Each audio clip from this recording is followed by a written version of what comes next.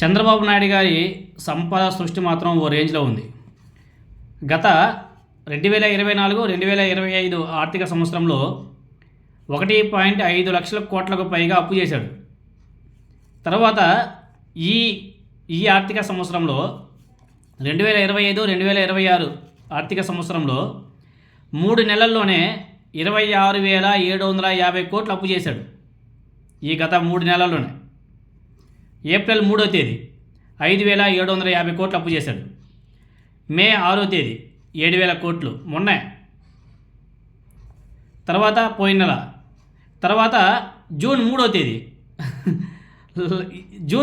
ఈ వారంలో మంగళవారం 7,000 కోట్లు అప్పు చేసి తీసుకున్నాడు చంద్రబాబు నాయుడు గారు.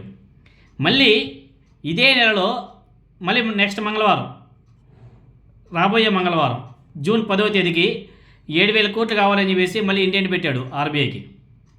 ఇప్పుడు మాత్రం ఆంధ్ర వెలిగిపోతుందంట. ఆ పచ్చ మీడియాలో చెప్పుకుంటున్నారు. కేవలం ఒక నెలల్లోనే 2 వారాలు, మొదటి మంగళవారం, రెండో మంగళవారం, ఈ 2 మంగళవారాలు కలిపి 14,000 కోట్లు అప్పు చేశాడు చంద్రబాబు నాయుడు గారు. అప్పట్లో గగ్గోలు పెట్టినటువంటి పచ్చ మేధావులు నేడు ఏమయ్యారు? ఏమది లేట్లే. ఏమయ్యారు? 14,000 కోట్లు. దీన్ని డైవర్షన్ చేయడం కోసం అది ఏదో ఆయన కృష్ణారావు ఏదో సాక్షి మీడియాలో అమరావతిని వేశ్య అని ఏదో పదం వాడి ఏదో అన్నాడంట.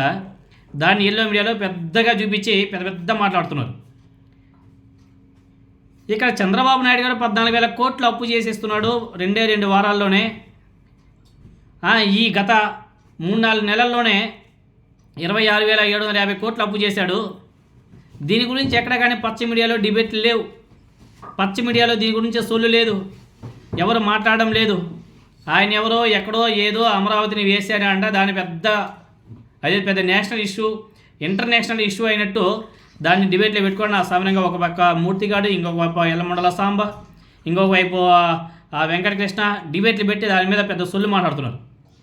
జగన్ రెడ్డి, భారతిరెడ్డి, తర్వాత ఆయన కృష్ణారావు గారి గురించి, అదేవిధంగా కొమ్మినేని శ్రీనివాసరావు గారి గురించి నా సమయంగా తెగ మాట్లాడుతున్నారు.